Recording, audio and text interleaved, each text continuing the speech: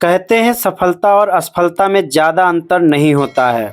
कुछ लोग सफलता ना मिले तो बीच में ही कोशिश करना छोड़ देते हैं। वहीं कुछ लोग जब तक सफलता का स्वाद नहीं चखते तब तक प्रयास करते रहते हैं। इसी तरह असफलता के भय से भी कामयाबी नहीं मिलती है। सफलता पाने के लिए मन में आत्मविश्वास का मजबूत होना बहुत ज़रूरी है।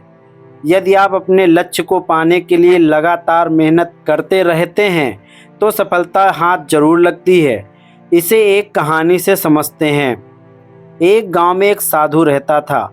वह जब भी नाचता था तो बारिश हो जाती थी। गांव में जब पानी की कमी होती थी तो लोग साधु के पास जाकर उनसे नाचने का अनुग्रह करते थे।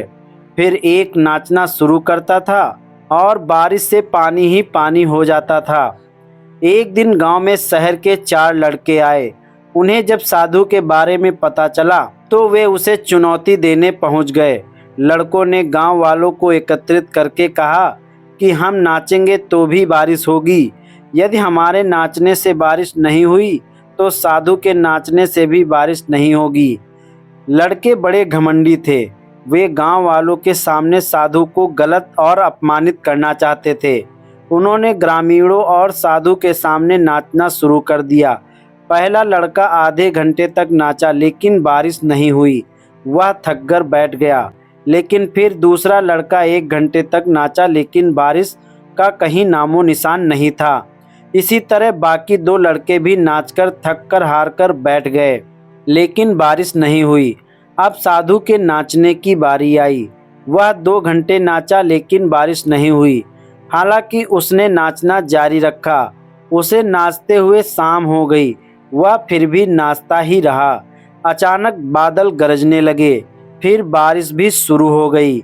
यह देख लड़कों को अपनी गलती का एहसास हुआ और उन्होंने साधु से क्षमा मांगी। लड़कों ने साधु से पूछा, बाबा हम नाचे तो बारिश नहीं हुई लेकिन आपके नाचने से तो बारिश हो गई, ऐसा कैसे हो गया?